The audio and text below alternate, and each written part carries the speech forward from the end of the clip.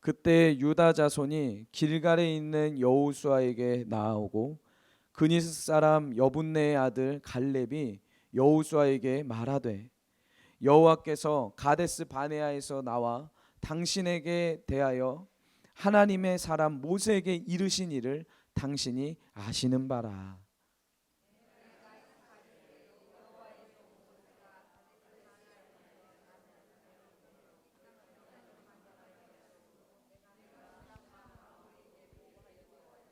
나와 함께 올라갔던 내 형제들은 백성의 간담을 높게 하였으나 나는 내 하나님 여호와께 충성하였으므로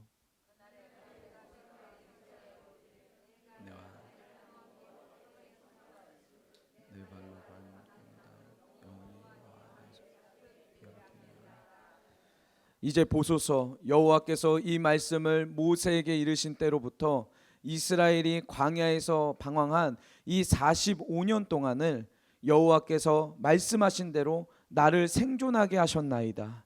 오늘 내가 85세로 돼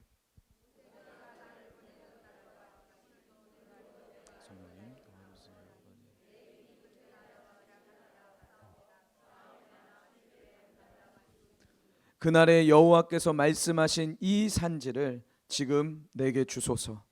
당신도 그날에 들으셨거니와 그곳에는 아낙 사람이 있고 그 성읍들은 크고 견고할지라도 여호와께서 나와 함께 하시면 내가 여호와께서 말씀하신 대로 그들을 쫓아내리이다 하니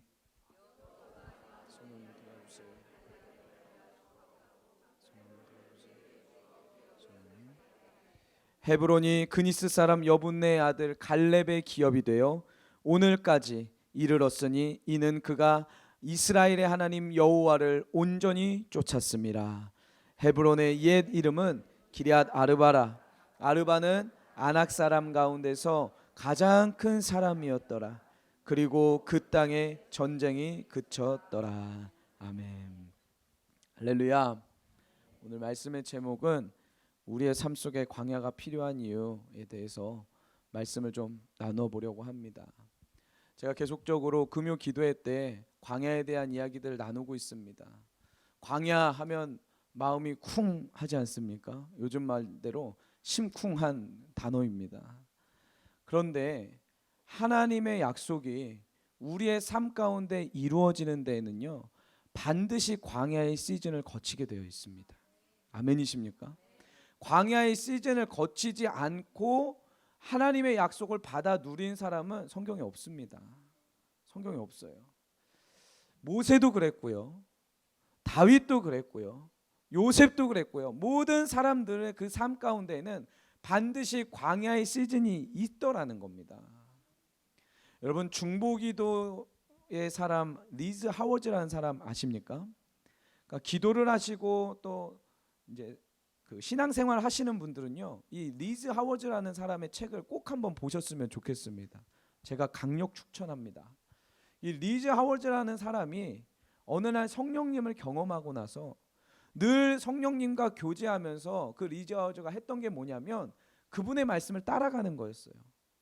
성령님이 마음에 오시는 순간부터 그랬대요. 내가 너의 마음에 들어갈 건데 그럼 너는 나가야 된다. 내가 너를 온전히 다스릴 거고 넌 내 말에 순종해야 할 것이다. 그래도 나를 원하느냐? 내 주님 원합니다. 해서 그분의 말씀에 순종하면서 사는데요. 그때 당시 약 180년도 1800년도에 영국에 있던 사람이었습니다. 그런데 이분이 하루하루를 살아가는데 어느 날 길을 걸어가는데 노숙인 한 분이 보였다는 겁니다. 홈리스가 보이는데 이게 성령님의 음성인지 아닌지가 분별이 안 되지만 불쌍한 마음이 들었대요. 그래서 이 사람들에게 내가 좀 대접도 하고 식사 대접을 해야겠다 해서 집으로 데리고 왔답니다. 그냥 먹을 거 사준 것도 아니고요. 자기 집으로 데리고 온 거예요. 집으로 데리고 와서 먹을 것을 섬겼습니다. 같이 먹고 이야기하고 친구가 돼주고. 여러분 노숙인 분들과 함께 살아보셨어요? 5분도 같이 있기 힘듭니다. 냄새 때문에요. 그런데 집으로 그 사람들을 들여오기 시작하니까 이상하게 하루도 빠짐없이 매일 오더래요. 매일 새로운 사람도 오고 전도까지 돼가지고 여러분 저희가 예배를 드리는데 노숙인 분들 한 30분이 오셔가지고 전도됐다고 해보십시오. 기쁘세요? 슬프세요? 불편한 진실이죠. 불편한 진실이에요 이게.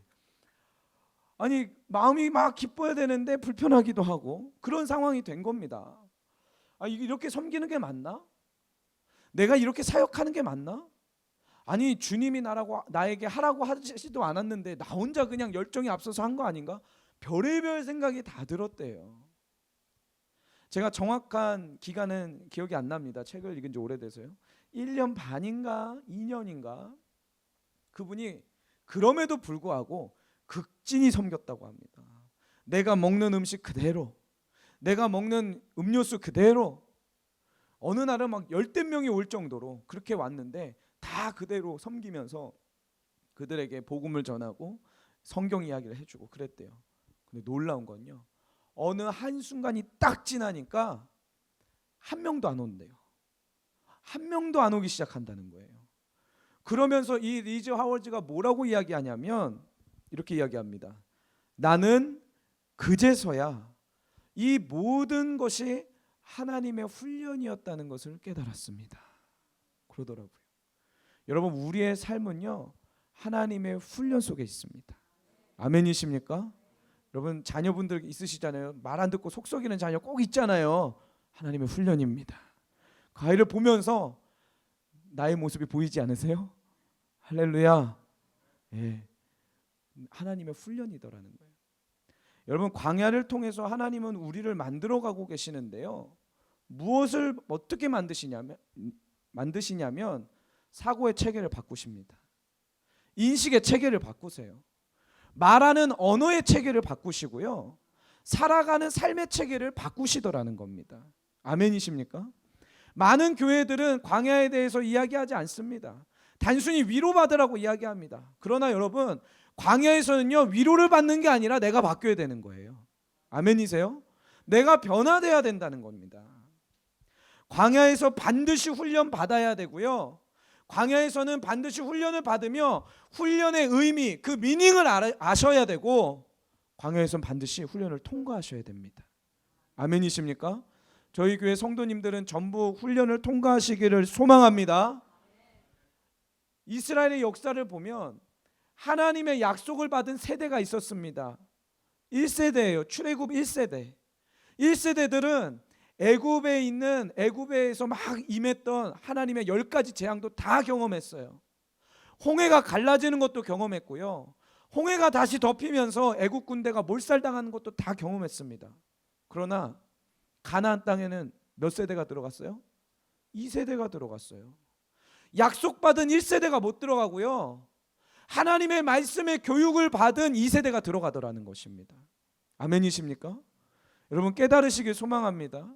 우리의 삶 가운데 하나님의 약속이 있다면 반드시 그것을 이루어내는 말씀으로 교육받는 세대가 되어야 하더라는 거예요.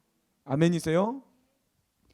하나님의 약속의 말씀을 받는 것보다 더 중요한 게 있어요. 그게 뭐냐면 하나님의 말씀에 순종하는 교육을 받는 겁니다. 하나님의 말씀에 순종하는 훈련은요 해도 되고 안 해도 되는 게 아니더라는 거예요. 반드시 해야만 하는 것입니다. 그렇기 때문에 하나님은 우리의 삶에 광야 속에서 하나님의 말씀에 순종하는 훈련을 시키시더라는 것입니다. 여러분 오늘 본문의 내용이 바로 이렇습니다. 우리 성도님들이 너무나 잘 아는 내용이기 때문에 빨리 스킵해서 지나가겠습니다. 여호수아와 갈렙이 있었습니다. 1세대 중에 여호수아 갈렙만 2세대와 함께 가나안 땅에 들어가게 되지요. 오늘 본문이 그겁니다. 가나안 땅에서 이제는 주님의 말씀에 순종해서 전쟁해가지고 이겨서 그 땅을 차지해야 되는데 85세가 된 이 노인인 갈렙이 이렇게 이야기하는 거예요. 여호수아여, 그날에 당신이 듣지 않았습니까? 하나님께서 저 헤브론 산지 그 땅을 나에게 주시겠다고 모세를 통해서 이야기하지 않으셨습니까? 저 땅 나에게 주십시오. 85세의 노인이 이야기하는 거예요. 그때와 동일하게 하나님이 여전히 나와 함께 하시면 내가 그 땅을 취할 수 있겠습니다. 이 고백을 하더라는 겁니다. 그날이 언제였냐면 여러분 잘 아시다시피 이스라엘 백성들이 가나안 땅을 정탐하고 나서요.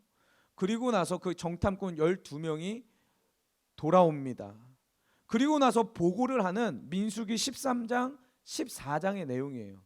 이것은 정말 중요한 장입니다. 꼭 한번 읽어보세요. 제가 그 13장, 14장을 다시 묵상하면서 깨달은 게 뭐냐면 정탐꾼 12명은요. 그냥 흐지부지한 사람들이 아니었어요. 굉장히 똑똑한 사람들이었고요. 처세술이 강한 사람들이었습니다.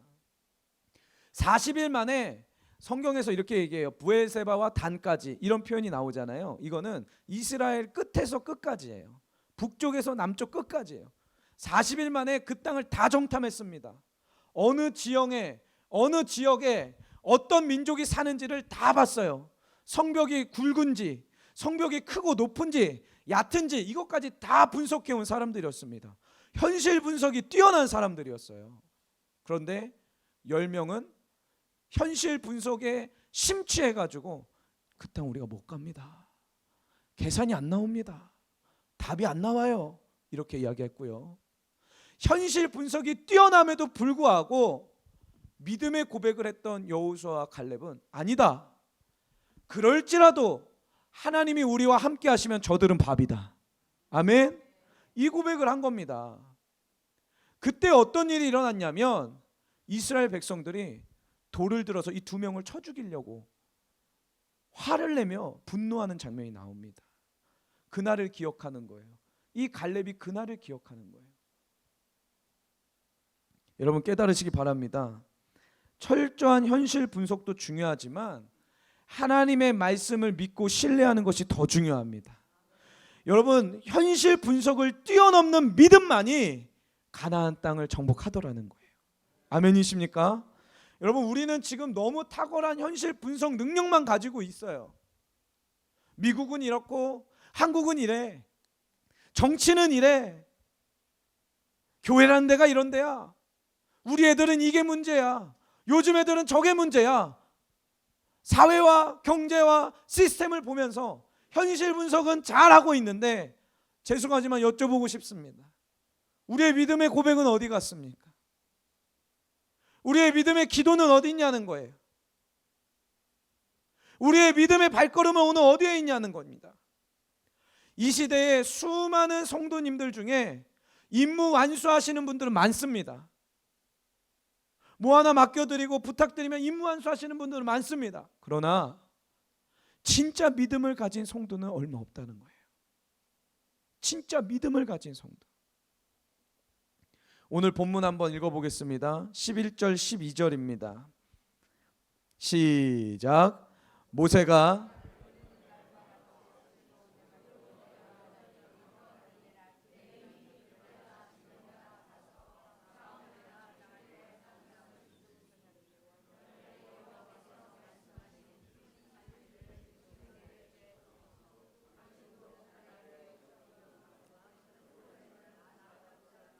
그 성읍들은 크고 견고할지라도 여호와께서 나와 함께 하시면 내가 여호와께서 말씀하신 대로 그들을 쫓아내리이다 하니. 할렐루야. 지금 예전에 하나님의 약속을 받은 이후에 45년이 지났습니다. 45년이 지났어요. 잊을 법도 하잖아요. 그런데 갈렙은 잊지 않고 있는 겁니다. 그걸 기억하고 있는 거예요. 그러면서 뭐라고 하냐면 여호와께서 여전히 나와 함께 해주시면 내가 받은 약속대로 그 땅에 있는 그들을 쫓아낼 수 있다 이겁니다. 여러분 깨달으시기 바랍니다. 광야에서의 고백이 가나안에서 열매를 맺습니다. 아멘이십니까? 힘들고 어렵고 도대체가 이해가 안 되는 그 상황 속에서의 고백이 가나안 땅에서 열매를 맺습니다. 아멘이세요? 제가 이 말씀을 묵상하면서 이런 생각을 해봤습니다. 내가 만약 갈렙이었다면 1세대들 다 죽고 딱 남은 여호수아와 갈렙 중에 제가 만약에 갈렙이었다면 나는 뭐 했을까? 죄송합니다. 이런 표현 한번 써보겠습니다. 거친 표현 하나 써볼게요. 저는 제가 예전에 고난받았던 것으로 인한 것을 자랑질했을 것 같아요. 야, 알아? 이거 알아?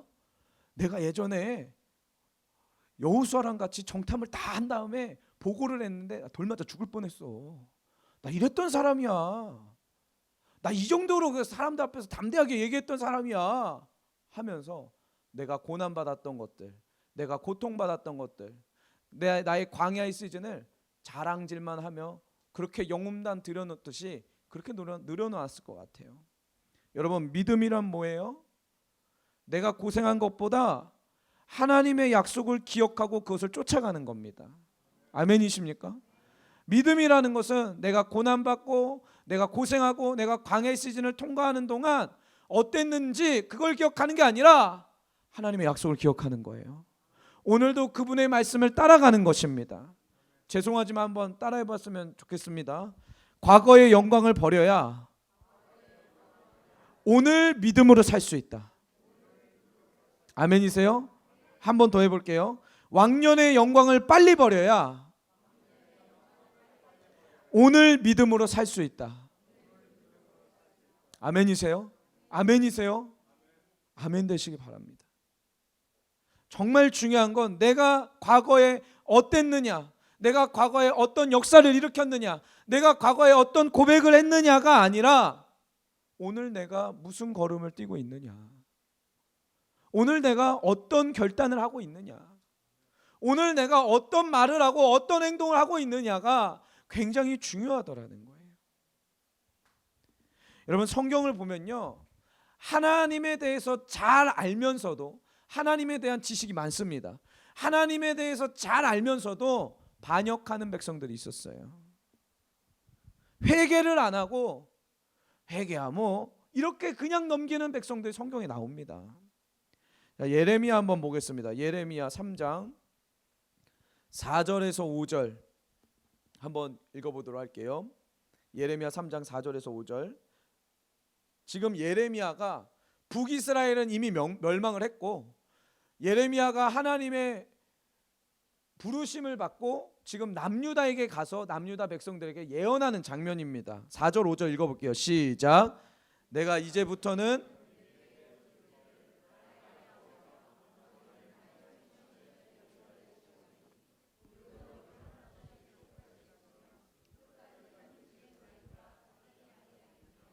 보라, 내가 이같이 말하여도 악을 행하여 내 욕심을 이루었느니라 하시니라. 지금 무슨 말이냐면 이 남유다에 있는 백성들이 신앙이 없던 백성들이 아니었습니다. 믿음이 없는 백성들이 아니에요. 그런데 뭐라 그래요? 나는 하나님을 믿는다고 하면서 하나님은 우리 아버지셔, 하나님은 우리 보호자셔, 하나님은 노여움을 품고 계시지 않아, 우리를 진노하시지 않아, 하나님은 우리를 사랑하시는 분이야 라고 말하면서 뭐하냐면 온갖 악행을 저지르는 겁니다.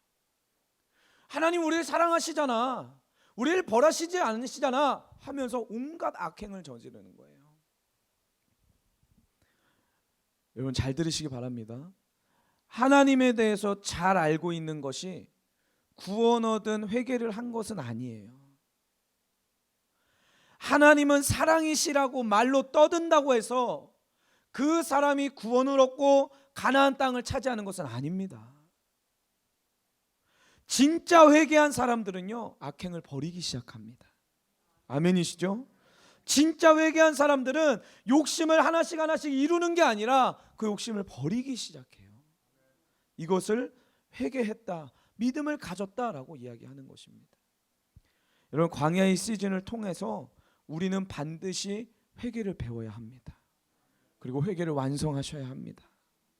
정말 우리의 사고의 체계, 인식의 체계, 언어의 체계, 삶의 패턴이 변화되는 저와 여러분들 되기를 간절히 소망합니다. 믿음이 뭐예요? 하나님 따라가는 거예요. 오늘 성경은 이렇게 기록하고 있습니다. 14절, 오늘 본문으로 돌아와서 14절에 이렇게 기록합니다. 헤브론이 그니스 사람 여분네 아들 갈렙의 기업이 되어 오늘까지 이르렀으니 이는 그가 이스라엘의 하나님 여호와를 어떻게 했다고요? 온전히 쫓았습니다. 할렐루야. 믿음은 주님을 따라가는 것입니다. 믿음은 그냥 생각만 하고 마는 게 아니라 실제로 따라가는 거예요. 믿음은 그냥 말만 하고 마는 게 아니라 실제로 따라가는 거더라는 겁니다. 따라가기 위해서는 연습이 필요하고요. 수많은 실수의 시간들이 필요하고요. 나의 시간의 할애, 열정의 할애, 노력이 필요해요. 이거 하기 싫으니까 안 따라가는 거죠. 이거 하기 싫으니까 말만 하는 거고, 이거 하기 싫으니까 생각만 하고, 이거 하기 싫으니까 논쟁만 하는 겁니다.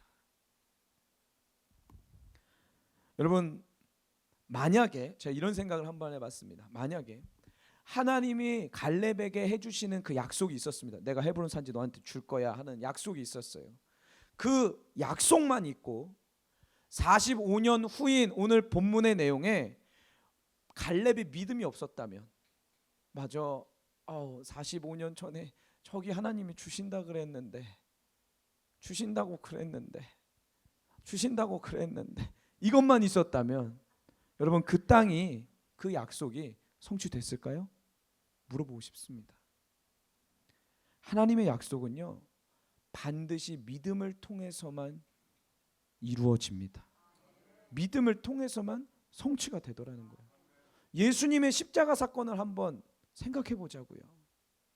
하나님께서 죄된 저와 여러분들, 이 온 세상의 인류를 보면서, 그래, 내가 너희를 구원하겠어, 내가 너희를 사랑하니까 죄에서 건져주겠어 하시면서 이미 창세기 때부터, 창세기 3장 15절이죠. 이미 그분의 아들을 보내시기로 계획을 하셨어요. 그리고 나서 계획을 하시고 마음을 가지시고 계시고, 그렇게 마음을 품고 계시고 약속의 말씀을 주셨다고 해서 예수님께서 십자가를 안 지셨다면 그 약속이 성취되냐는 거예요. 매를 맞아가며 피를 흘려가며 모진 고통을 다 당하며 저와 여러분들을 위해서 걸어가신 그 믿음의 발걸음, 골고다 언덕을 걸어가신 그 발걸음이 없었다면 그 구원이 우리 안에 이루어질 수 있겠습니까? 하나님의 구원의 역사가 예수님의 순종의 발걸음인 그 십자가 없이는 성취되지 않듯이, 우리의 개인을 향한 하나님의 약속도 우리의 믿음의 발걸음 없이는 성취되지 않습니다. 히브리서 4장 2절 함께 읽어보도록 할게요. 히브리서 4장 2절입니다. 한번 읽어볼게요. 시작. 그들과 같이 우리도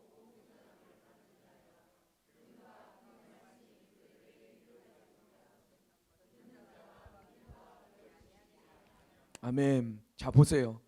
복음의 능력, 약속의 성취는 그 말씀에 대하여 믿음과 결부시킬 때 일어나는 겁니다.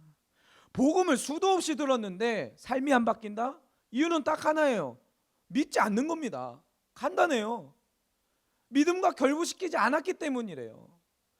복음을 믿고 하나님의 말씀을 내가 먹고 있는데 내 삶에 변화가 없다. 간단합니다. 겉으로만 읽고 있는 겁니다. 믿음과 결부시키지 않기 때문에 그렇다는 거예요. 여러분, 오늘 갈렙의 믿음을 배우시길 소원합니다. 오늘 깨닫고 우리의 광야의 삶 속에서 여호와 하나님을 온전히 쫓는 믿음이 우리 안에서 일어나기를 간절히 소망합니다. 한 이야기하고 오늘 말씀을 마치겠습니다. 제가 주일 설교하는 날은 왜 이렇게 분위기가 침체되고 가라앉고 그러는지 잘 모르겠습니다만 끝까지 최선을 다하여 말씀을 전할게요. 제 설교를 들으신 분들은 여러 번 들으셨던 이야기인데 그 중에 하나지만, 제가 오늘 기도하면서 하나님 마음 주신 게 있어서 함께 이 말씀을 좀 나눠보겠습니다. 한 청년을 제가 만난 적이 있습니다. 이 청년은 한국에서 꽤 큰 기업의 아들이에요. 나중에 알게 됐죠, 그 아들인지는. 돈이 많고 편안하게 부족함 없이 살다 보니까 그런 친구들이, 여러분, 공부를 잘합니까? 못합니까? 내 아들 아니니까 괜찮다 뭐 이러시나요? 잘합니까? 못합니까? 일반적으로 못해요. 관심이 없어요. 뭐 먹을 거 뭐 다 있고 용돈도 다 있고 옷 사 입을 거 다 있고 하니까 하도 공부를 안 하고 사고를 많이 쳐가지고 이 부모님이 스파르타 학원에다 집어넣습니다. 여러분, 스파르타 학원 뭔지 아세요? 건물 한 4층 5층짜리 건물 하나 있는데 거기에 쇠창살로 다 막아놓고 그 다음에 이제 못 나오게, 거기서 공부만 하게, 예배드리고 공부만 하고, 예배드리고 공부만 하고, 예배드리고 공부만 하고. 저도 힘들 것 같아요. 근데 그런 애를 거기에 넣은 겁니다. 무조건 이것만 하라고. 그런데요 여러분, 게임을 향한 이 열정 막을 수 있습니까? 게임을 향한 이 열정 막을 수가 없잖아요. 이 아이가 뭘 하냐면 새창살을 뜯기 시작합니다. 그리고 4층에 살았는데요, 친구들 방에 있는 모든 이불을 다 가져와 가지고 묶어요. 쇼생크 탈출을 하는 거죠. 그래서 이불을 딱 내려가지고 가자. 그래서 자기 친구랑 둘이서 내려가기 시작하는 거. 대단해요 여러분. 열정이 아주 그냥 대단합니다. 실합니다 여러분. 스파이더맨 얘기하는 게 아니라 실제로 제가 이야기하는 겁니다. 내려가다가 얘가 이불이 모자르다는 걸 깨달은 겁니다. 이 정도의 이불 갖고는 안 된다는 걸 깨달은 거예요. 그런데 다시 올라갈 힘이 없는 거예요. 제 얘기가 아니라 그 아이 이야기예요. 믿어주시기 바래요. 그러니까 막 어떻게 할 수 없으니까 옆에 있는 창문을 무조건 들어갔어요. 봤더니 여자 선생님 방인 거예요. 그래서 경찰에 신고하고 뭐 난리가 난 겁니다. 얘는 이제 큰일이 난 거죠. 여러분 그런 일들이 있어요. 나중에는 노하우가 생겨가지고 이불을 위쪽으로 던져서 5층짜리 건물이니까 5층 옥상으로 올라가면은 나갈 수 있다는 걸 깨닫고 열심히 막 올라가서 이제 그렇게 새벽 2시 3시에 나가서 열심히 밤새 게임하다가 돌아오고. 도대체가 얘가 통제가 안 되니까, 이 학원에서도 통제가 안 되니까요, 거기 그 학원 이사장 분이 어느 날 불렀대요 얘를. 너는 네 인생에 공부는 필요 없어. 공부하지 마. 너 나 따라와. 그래서 그 아이를 데리고 몇 시간 동안 운전을 해가지고 갑니다. 중국 정조라는 도시에 중국 최대 마늘 생산지인 농장이 있거든요. 거기를 데리고 가요. 너는 공부 필요 없어. 여기서 마늘이나 까. 그래가지고 걔를 걷다 놓고 이제 그분은 돌아오신 거죠. 걔는 2주 동안 마늘만 깠어요. 2주 동안 마늘만 까고 철이 들었겠거냐고 데리고 왔습니다. 데리고 오니까 막 애들이 마늘 냄새 어디서 이렇게 냄새 나냐고 할 정도로 애는 마늘만 까다가 왔어요. 근데 여러분 그렇게 한다고 해서 애가 변하나요? 희망이 좀 생기려다가 안 생기시죠? 안 변합니다. 대학교 오니까 신났으면 돈 있지, 뭐 키도 크지, 늘씬하지, 얼마나 좋아요. 맨날 술 마시러 가고 맨날 클럽 가고 춤추고 그렇게 살았어요. 그러다가 예수님을 만났습니다. 이 아이가 예수님을 만난 그날이 있었어요. 예수님을 만나면요 여러분, 반드시 동일하게 나타나는 변화가 있습니다. 첫 번째 뭐냐면 머리 색깔의 변화가 나타납니다. 노랗고 빨갛던 애들이 아주 그냥 얌전하게 검은색으로 다시 바뀌고요. 두 번째 변화는 어떤 변화가 나오냐면 목소리의 변화가 나타납니다. 주여 주여 하더니 목사님 안녕하세요. 목소리의 변화가 일어나지요. 하면서 이 아이가 변화되기 시작을 했어요. 어느 날 하도 이 아이가 안 보여서 제가 보고 싶지 않습니까? 야, 너 오늘은 우리 집 와서 자라. 그래서 그 아이가 왔습니다. 와서 방문을 걸어 잠더니 저한테 할 얘기가 있다는 거예요. 하는 말이 뭐냐면, 그때 제가 전도사였는데요, 전사님, 갑자기 무릎을 탁 꿇더니 막 울면서, 전사님 나 좀 때려주세요. 내가 죄 지었어요. 나는 왜 이렇게 똑같은 죄에 넘어지는지 모르겠어요. 나 좀 때려주세요. 나 같은 놈은 맞아야 정신을 차리니까 나 좀 때려주세요. 막 그러더라고요. 그렇게 울는 그 아이를 어떻게 제가 때립니까? 그 아이를 놓고 기도해주고, 너 오늘은 거실 나가서 자라. 거실로 내보내고 문을 닫고 제 방에 들어와 제가 하나님 앞에 울면서 기도했습니다. 왠지 아세요? 저는 한 번도 하나님 앞에, 하나님 나 좀 때려주세요. 내가 자꾸 죄를 똑같이 짓는데, 죄가 죄인 줄 알면서도 나는 자꾸 죄를 지어요. 믿음으로 산다면서 내가 자꾸 이래요. 하나님, 내가 매를 맞아서라도 정신이 들게끔 나를 좀 때려주세요 했던 그 고백이 없더라고요. 여러분, 우리는 왜 이런 이야기 못해요? 우리는 왜 하나님 앞에, 하나님 나 좀 때려주십시오, 내가 죄를 계속 지으니까요, 나 같은 애는 맞아야 돼요. 그래야지 정신이 들어요. 이 말 왜 못합니까? 아직도 손해볼까 봐 무서운 거예요. 그렇지 않아요? 아직도 내 욕심을 이루지 못할까 봐 무서운 겁니다. 아직도 내가 하나님 편에 서지 않고 세상이 주는, 죄가 주는 쾌락과 허영심과 명예와 사람들의 인정을 포기하지 못하는 거예요. 아직도 뭔가 남아있는 겁니다. 여러분, 오늘 우리가 주님 앞에 기도할 때 변화가 일어나길 원합니다. 아직도 버리지 못하는 나의 욕심들이 오늘 버려지길 소원하고요, 믿음의 발걸음을 내딛는 저와 여러분들 되기를 간절히 소망합니다. 이 시간 함께 좀 기도하겠습니다.